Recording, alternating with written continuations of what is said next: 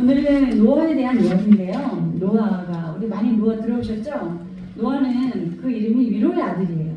위로하는 사람, 위로의 아들.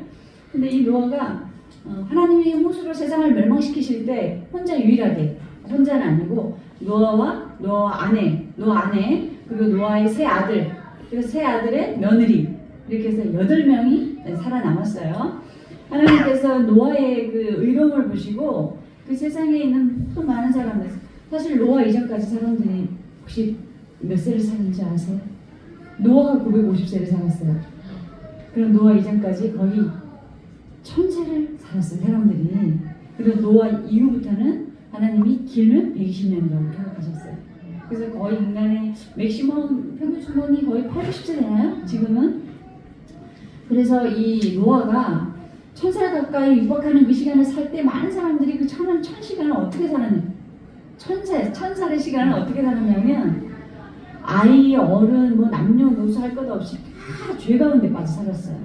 죄를 지어도 죄인지 모르고 그냥 죄를 그냥 밥 먹듯이 떡 먹듯이 죄를 짓고 살아가고 양심의 가책을 느끼지 못하는, 그러니까 지금으로 말하자면 소위 야만인들 같은 그런 모습으로 살아갔어요. 그런데 그렇게 많은 사람들이 그렇게 야만인으로 살아도 노아만큼은 그렇지 않아요.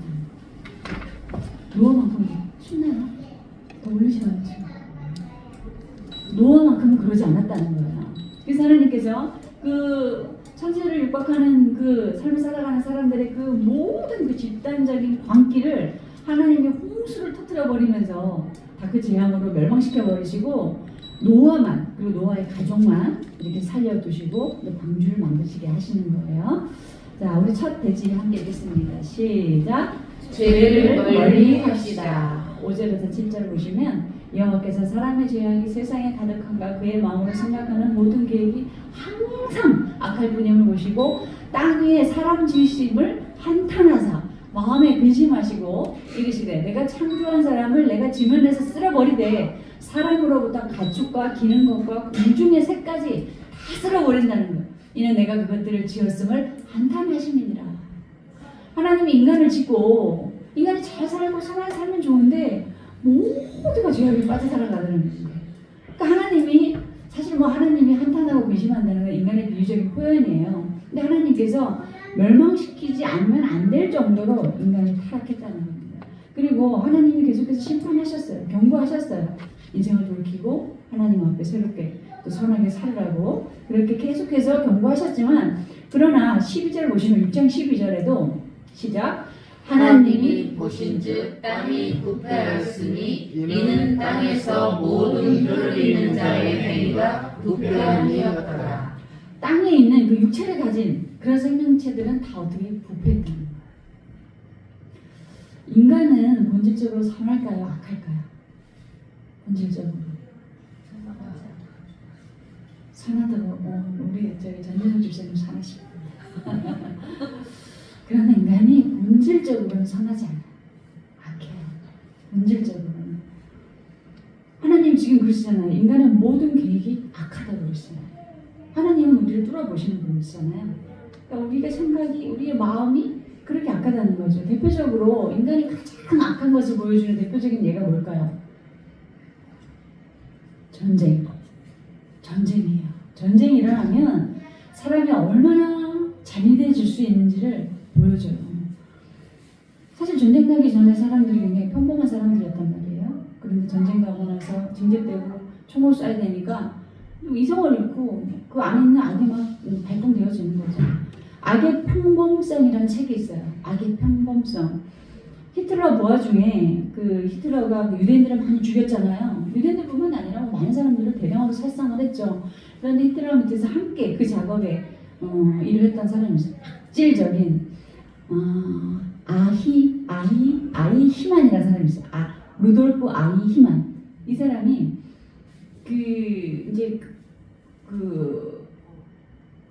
전쟁 전범들을 잡아낼 때, 색출해낼 때 이 사람은 숨었어요. 그래서 한 40여 년간, 수십 년간을 그 시골 마을 가서 자기는 그런 사람이 아니었던 것처럼 사람들을 속이면서 동네 그냥 평범한 아저씨처럼 살았어요.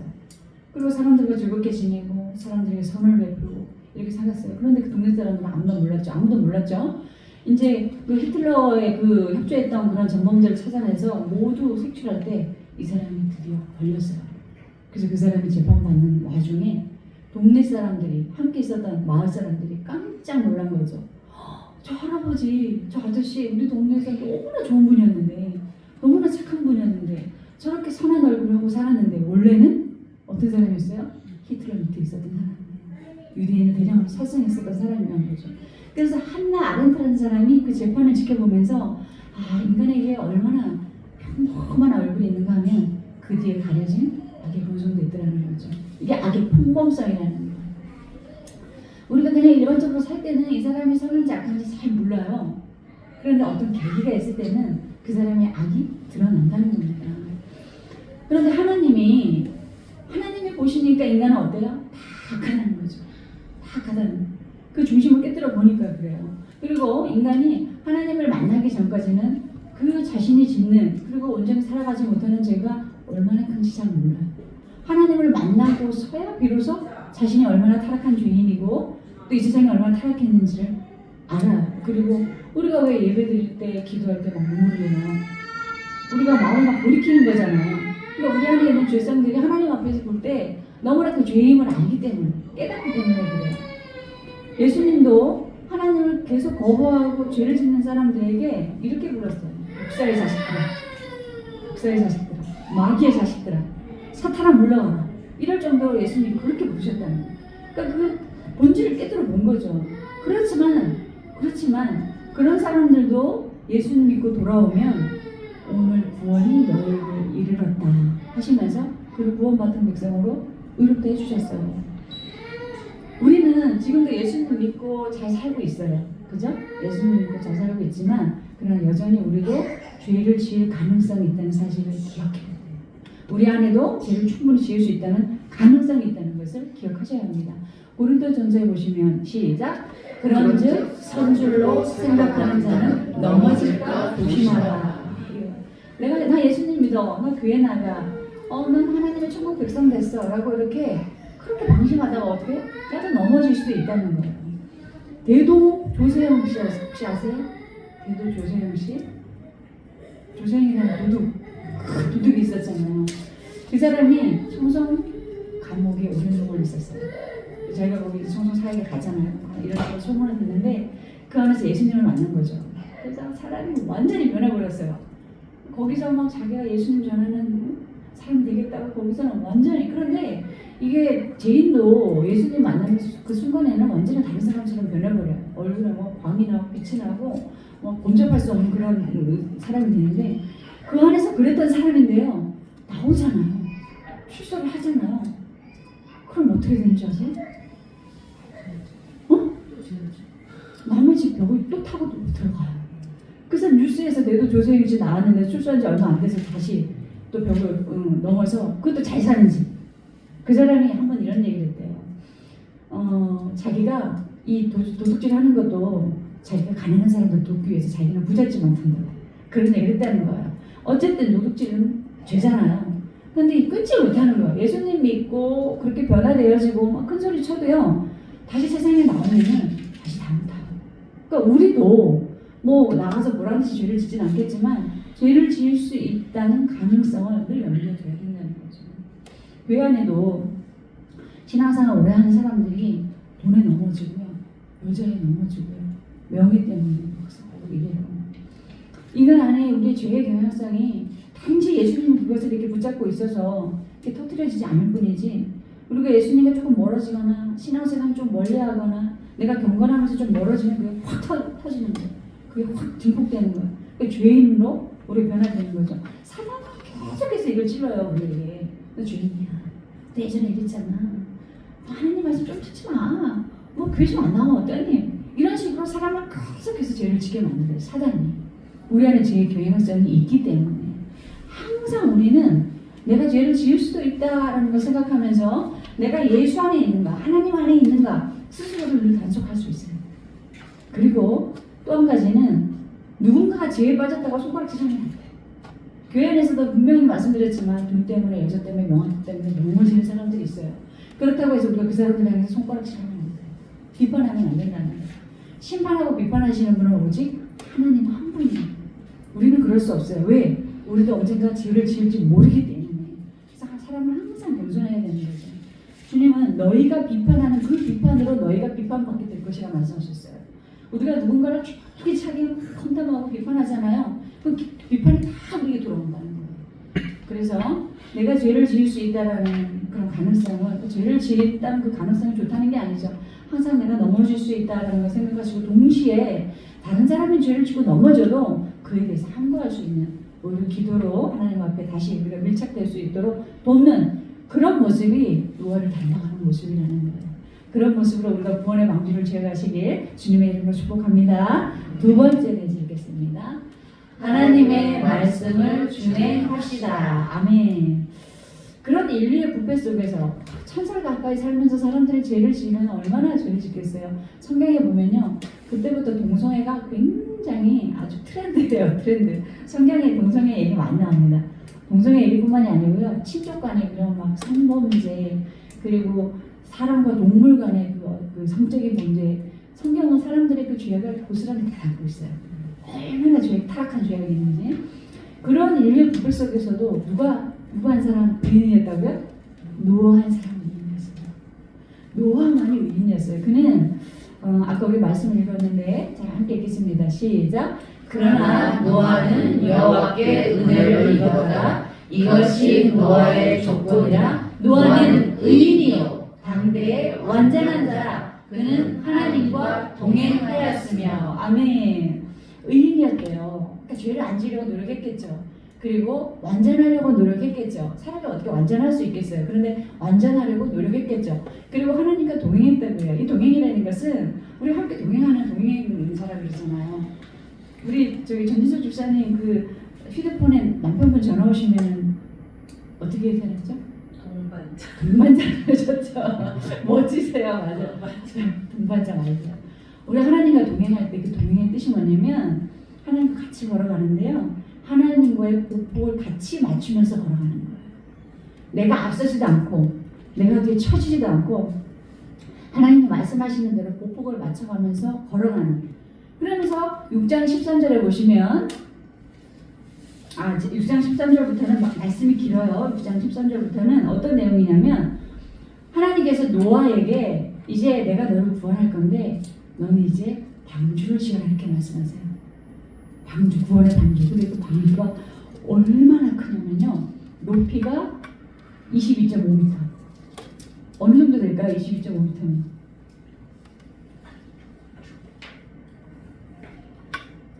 그리고 몇 층? 그리고 넓이가 135m. 그리고 요 폭이 13.5m. 이게 3층으로 돼 있어요. 구원의 방주가, 노아의 방주가 이 한 층마다 축구장 1.5배크래요. 거긴 또 각 방마다 다 지어져 있어서 하나님께서 너희 가족 8명이 들어가고 세상에 있는 모든 짐승과 식물, 그 암수 두 종류를 다 넣으라고 하셨어요. 짐승은 우리가 한산에 보면 12만 6천 마리가 들어갔대요. 자, 방주 사진 한번 보여주세요. 자, 방주 보이세요? 이 사이즈로 실물을 재현을 해본 거예요. 미국 캘리포니아에서. 다음 사진. 이렇게 커요. 저 밑에 점점 보이는 게 사람이에요. 다음 사진.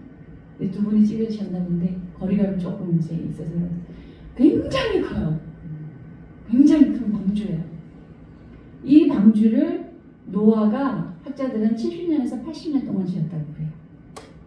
근데 하나님께서 이렇게 지어라, 이렇게 지어라, 사이즈는 이렇게 해라, 규격은 이렇게 다 이렇게 명령하시는데 노아가 그대로 다 지었다. 명령을 준행했다. 라고 해서 저런 모양이 이제 우리가 유추하는 거죠. 성경의 이제 사이즈대로. 그러니까 저런 모습으로 이제 배를 만들었다고 해요. 노아가 방주를 지을 때 70년, 80년으로 보는데 생각해 보세요. 그때 당시에 사람들이 먹고 마시고 장가들고 시집가고 홍수를 깨닫지 못했대요. 사람들은 홍수가 올 거라는 생각을 못했는데 노아만 저 배를 70년에서 80년 지은 거예요. 생각해 볼게요. 노아하고 뭐 가족들이 도와주면 좋겠죠. 근데 그 오랜 그 맨 땅 위에서 70년, 80년 방주, 배를 짓고 있는다고 생각해 보세요.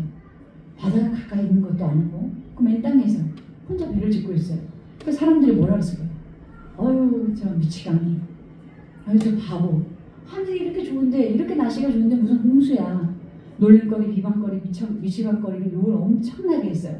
그러니까 비라도 내렸다면, 뭐 홍수라도 한번 경험했다면 사람들이 그러지 않았을 텐데 전혀 그런 일이 없었기 때문에 이 노아는 그 배를 짓는 동안 그렇게 놀림과 비난을 견뎌야 했습니다. 그러나 이런 반응에도 불구하고 히브리서 11장 시작. 믿음으로 노아는 아직 보이지 않는 일에 경고하심을 알아 경외함으로 방주를 준비하여 그 집을 구원하였으니. 아멘. 보세요. 아무도 믿지 않아요. 홍수가 올 거라는 걸. 아무도 거기에 대해 생각하지 않아요. 먹고 마시고 장가가고 시가는 일에 그냥 사는 일에 최선을 다하는데 노아만큼은 앞날에 있을 홍수를 준비하면서 배를 짓고 있다는 거예요. 사람들의 반응이 어떠하든지 만약 우리에게도요. 하나님이 딱 찾으셨어요. 곧 세상이 멸망할 거야. 근데 너는 의인이라 내가 너를 구원해 줄 건데 네가 구원받을 만한 방주를 이제부터 만들어. 여러분들 어떻게 하시겠어요? 만드실 수 있겠어요? 사람들 막 물려요. 아이고 저 바보. 이렇게 날씨가 좋은데 이렇게 살기 좋은데 무슨 나라가 멸망해. 세상이 멸망해. 이거예요. 이런 상황 속에서도 노아는 배를 만들었다는 거예요. 우리는 당장 눈에 보이지 않아도 하나님의 말씀대로 준행하며 살아야 돼요. 그게 우리의 모습인 거예요. 하나님은 분명히 세상을 다시 심판하신다고 말씀하셨어요. 그러나 그 기한가 때는 하나님만이 아신대요. 마가복음 13장에 보시면 시작. 별들이 하늘에서 떨어지며 하늘에 있는 권능들이 흔들리리라. 그때에 인자가 구름을 타고 큰 권능과 영광으로 오는 것을 사람들이 보리라. 또 그때에 그가 천사들을 보내어 자기가 택하신 자들을 땅끝으로부터 하늘 끝까지 사방에서 모으리라. 아멘. 세상에 심판의 날이 온다는 거예요. 세상이 흔들려서 모든 것이 다 사라져가는 그때 하나님이 택하신 사람들을 천사들을 통해서 구원하신다는 거죠. 이게 종말의 시대를 우리가 지금 살아가고 있는 거예요. 노아처럼 선택을 받으면 구원을 받지만 선택받지 못한 사람들은 구원하고 상관이 없어요. 어떻게? 지옥으로 가는 거예요. 그래서 성경은 우리에게 빌립보서 시작. 두렵고 떨림으로 구원을 이루어 가라. 우리에게 구원을 허락하셨지만 이 구원을 이루어 가기 위해서 우리가 두렵고 떨림으로 신앙생활 열심히 하라는 거예요. 하나님께서 말씀하시는 거예요. 우리가 노아처럼 배를 지을 용기는 없을 수 있으나 그리고 노아처럼 배를 지으라고 당장에 명령하지 않을 수는 있어요. 그러나 우리 눈에 무언가 보이지 않아도 손에 무언가 쥐어지지 않아도 하나님의 명령을 준행할 수 있는 사람이 바로 우리여야 되는 거예요. 당장에 우리가 어떤 이익이 없어도 당장에 어떤 내 손에 주어지는 것이 없고 내가 어떤 할 수 있는 결과물이 보이지 않아도 하나님께서 행하라고 말씀하시는 그 명령을 행할 수 있는 것이 우리여야 된다는 거예요. 그게 믿음으로 살아가는 사람이고 노아처럼 믿음으로 방주를 짓는 사람의 모습이에요. 명령을 준행하는 사람, 우리가 하나님의 말씀을 준행하고 살아가다 보면 사람들의 오해를 사는 일이 많아요. 그리고 욕먹는 일, 비난받는 일, 무시당하는 일 얼마나 고독한지 몰라요. 얼마나 고독하고 외롭고 저도 그런 경험을 숱하게 많이 했어요. 억울한 누명을 쓰는 일이 얼마나 많은지 몰라요. 그러나 그럴지라도 믿음으로 감내하는 것이 바로 우리의 모습이어야 된다는 거예요. 우리 성도님들이 앞으로 이런 일들이 많아졌으면 좋겠어요. 사람들에게 무시받고 오해받고 제가 그런 걸 바라는 게 아니라 그런 일들이 많으면 많을수록 우리 성도님들이 신앙을 제대로 살아가고 있다는 증명이기 때문에 그래요. 여러분들이 신실하게 살아가고 있다면, 신실하게 살아가려고 노력한다면 적어도 주변에서 여러분들을 힘들게 하는 일이 많을 거라는 거죠. 그리고 우리를 향해서 사람들은, 저도 그런 소리 많이 들었어요. 목사라 그러면 먹사라 그래요. 그게 이제 좀 안 좋은 말인데 목사를 먹사라 그러는 게 목사님들이 그런 분들이 있긴 있으신데 먹는 걸 너무 좋아하셔요. 가난한 목사님들이 많으니까 예전에 배에 굽는 목사님들이 참 많으셨거든요. 그러니까 누가 대접해준다 그러면은 그렇게 얻어먹으려고 했던 목사님들이 많아요. 그러니까 사람들이 먹사라는 거예요. 목사라고 안 그러고. 그래서 저도 한번 보시면 뭐 이렇게 목사를 그러면 먹사 이런 식으로 이렇게 한다고 저도 그런 소리 들었어요. 그리고 우리가 기독교라 그러면요 믿지 않는 사람들은 개독교라 그래요. 개독교라고 모습이 너무나 처음 모습이 많으니까 그런데 우리랑 해서 그런 악담을 해도 우리가 거기에 개의치 말고 믿음으로 구원의 방주를 지어가야 된다는 거예요. 하나님의 말씀을 명령을 준행해야 된다는 거죠. 왜? 세상은 사탄이 지배하고 있기 때문에 기독교를 미워할 수밖에 없어요. 하나님을 대적하기 때문에. 그리고 사람들이 우리에게 적당히 좀 해라. 뭐 그렇게 유난을 떨면서 믿는다고 난리냐, 이런 분들이 있을 수도 있어요. 우리 주인 집사님도 지금 영업하시지만 또 예배드리러 오셨잖아요. 그리고 또 옆에 가게는 또 1시간 동안 문을 잠궈놓고 예배를 드리시면 안 돼요. 그 사장님은, 구슬집 사장님은. 사람들, 믿지 않는 사람들이 보면 그렇게 유난을 떠나 그럴 수 있어요. 그러나 그렇지 않아요. 이렇게 조롱하고 이렇게 뭐 비난을 해도 우리가 믿음으로 방주를 지어가야 돼요. 만일 우리가 적당히 해도 구원을 받는다면 예수님이 십자가에 달려 죽으실 필요까지 없었을 거예요. 당신이 죽으실 필요까지 없었을 거예요. 당신은 당신의 목숨을 내어줌으로 인해서 우리를 구원해 주셨다는 거예요. 그러니까 우리가 예수님만큼을 살지 못하더라도 성경의 미인들처럼 우리의 목숨을 내어놓지 못하더라도 그래도 적어도 우리에게 주시는 주일 예배의 말씀이라도 우리가 지키고 살아가려고 노력하는 그런 우리가 되기를 주님의 이름으로 축복합니다. 세 번째 드리겠습니다. 시작. 하나님의 인정을 받읍시다. 아멘. 하나님의 인정을 받아야죠. 우리가 하나님께서 노아처럼, 사람들은 노아를 어떻게 평가했어요? 미치고, 저 바보, 지금 뭐 하는 건지 모르겠어요. 이렇게 취급했지만, 그러나 하나님께서 노아를 의로운 자라고 하셨어요. 그리고 흠이 없게 살려고 하고, 노아는 나와 동행하는 사람이다, 이렇게 평가를 하셨다는 거예요. 적어도 우리는 사람보다 하나님께 인정을 받으려고 노력해야 돼요. 그런데 우리가 자꾸 눈이 어디로 돌아가요? 사람 눈이 돌아가잖아요. 저 사람이 나를 어떻게 생각할까? 저 사람이 나를 어떻게 평가할까? 저도 처음에 예전에는 많이 그랬어요. 사람들의 말에 많이 휘둘리고 그랬어요. 그런데 사람의 인정은 매우 가벼워요. 오늘 인정했다가 아주 다음날 인정하지 않을 수 있어요. 그리고 사람은 자기 기분에 따라, 감정에 따라 상대방을 대하고 그 사람을 바라볼 때 조건과 배경에 따라 사람을 인정하기도 하고 그렇지 않기도 해요. 그리고 겉으로 드러나 보이는 것으로 사람을 평가한다는 거예요. 그러나 하나님은 3회상 시작. 사람은 외모를 보거니와 나 여호와는 중심을 보느니라. 아멘. 여러분들도, 성도님들도, 우리 집사님들도 이제 시간이 지나다 보면요, 신앙이 오랜 경험이 쌓이면 사람을 보기만 해도 저 사람이 예수의 영으로 충만한지, 저 악한 영으로 충만한지, 세상의 영으로 충만한지 보여요. 보이실 거예요. 그날이 오실 거예요. 왜냐하면 우리가 하나님의 영으로 충만하기 때문에. 제가 예전에 이제 성대결절 오후부터는 좀 목소리가 안 좋은데요. 서울에 그 전도회관에 찬양사를 참 많이 했었어요. 근데 이거 찬양사 가면은 그 전철을 타잖아요. 예전에 보셨을 거예요. 이렇게 빨간 피켓 들고 예수 천국 보신지요. 빨간 글씨로 써가지고 이렇게 피켓 들고 다니세요. 어르신들이. 그리고 막 이렇게 좀 막 무서운 표정으로 다니시기도 하고 그래요. 근데 제가 이제 전도회관 가서 많은 목사님들 모여서 찬양하다 보면 그런 분들이 많이 와 계세요. 근데 그런 분들이 좀 한결같이 좀 이렇게 막 그 옷도 좀 이렇게 화려하게 입고 막 금붙이 막 이런 거 귀걸이 막 이렇게 막 하고 앉아 계세요. 그리고 근데 뭐 예수님 믿는 건 뭐 대단하시죠. 근데 함께 이제 식사하는 자리가 있었어요. 갈 때마다 그런 분들을 보면 예수님 전하는 걸 좀 저렇게 좀 가게 전하셔야 되나 라는 생각할 때가 있었어요. 근데 이제 어느 날 찬양 끝나고 같이 식사하는 저쪽 끝자리에 그런 분들이 모여서 식사를 막 하시는데 엄청 시끄러워요. 또 목사님들이 막 시끄럽고 막 먹는 것도 막 이런저렇게 먹고 그러시는데, 그때 제가 그분들이 막 드시고는 야 시간 됐다 빨리 가자 뭐 이러시면서 옷을 막 입으시는데 뭐 그때도 그 막 녹색 그 반지 뭐에 뭐 이만한 거 귀걸이 이렇게 하고 가세요. 얼굴 진하게 화장하시고 막 남자 목사님 여자 목사님 가시는데, 그때도 제가 밥을 먹으면서 좀 장난스럽다 좀 뭐 그랬는데, 그때 제 속으로 하나님이 어떤 음성을 들려주시냐면, 저 사람들은 누가 알아주지 않아도 누가 무시를 해도 멸시를 해도 생명을 전하러 가는다. 그런데 너는 그러시는 거예요. 제가 판단하고 있었던 거예요.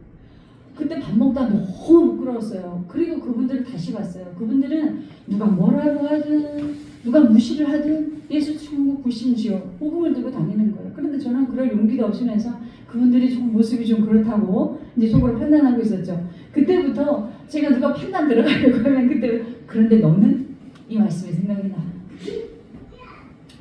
우리의 신앙이 사람에게로 향하면 실패합니다. 사람을 바라보지 마시고 하나님을 바라보시라고 해요.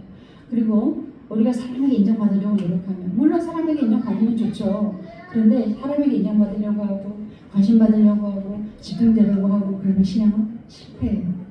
우리 적어도 집사님들 이제 앞으로 신앙생활 하실 때 정말 사람들의 평가에 말에 지나치게 예민하지 않으셔도 돼요. 누가 무슨 소리를 해도 그냥 흘려버리시면 돼요. 제가 교회 개척하고 얼마 지나지 않아서 이제 30년 목회하신 선배 목사님이 이런 얘기를 하시더라고요.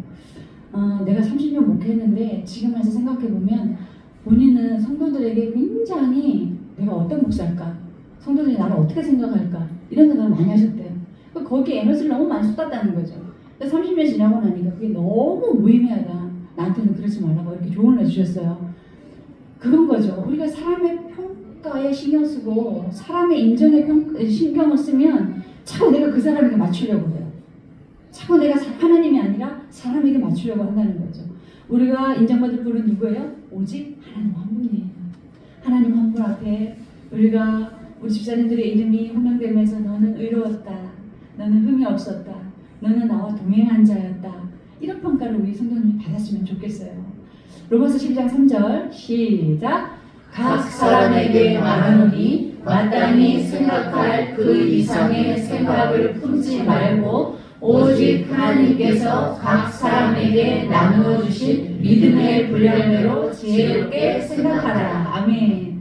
우리가 사람들의 평가에 우리가 예민하지 말고 어떻게 해요? 하나님이 우리에게 나누어 주신 믿음의 분량대로 생각하고 살아라. 즉 믿음으로 살아가라는 거예요. 그러니까 하나님께 인정받는 그런 우리가 되길 주님의 이름으로 축복합니다.